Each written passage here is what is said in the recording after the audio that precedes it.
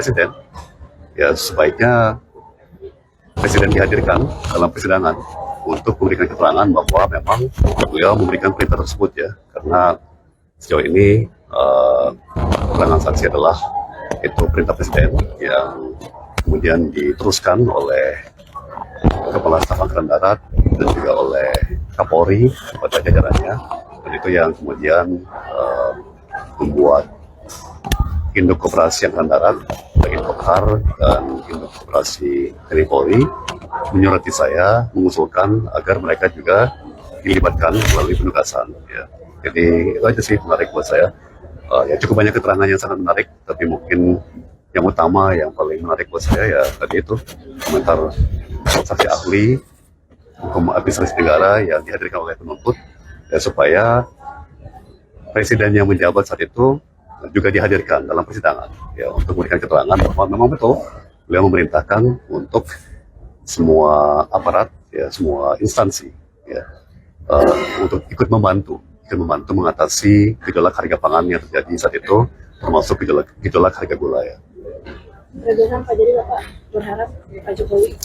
Saya hanya mengatakan bahwa bagi saya itu mungkin keterangan saksi yang paling menarik ya dari sesi tadi pagi.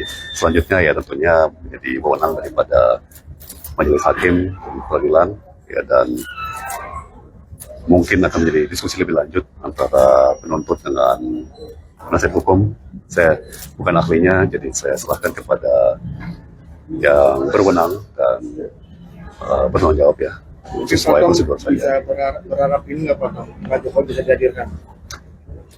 Saya hanya menganggap itu keterangan dari saksi ahli yang sangat menarik ya, dan selanjutnya saya serahkan sepenuhnya kepada proses hukumnya ya, bagaimana sebaiknya itu ditindaklanjuti atau tidak ditindaklanjuti.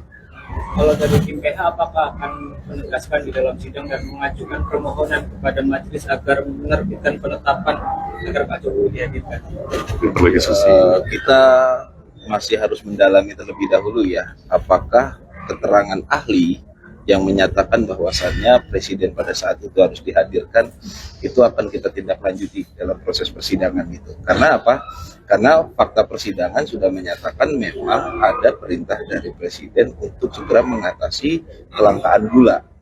Ya, kondisi pangan dalam hal ini adalah kelangkaan gula. Itulah yang dieksekusi oleh Pak Tom Lembong selaku Menteri Teknis terkait.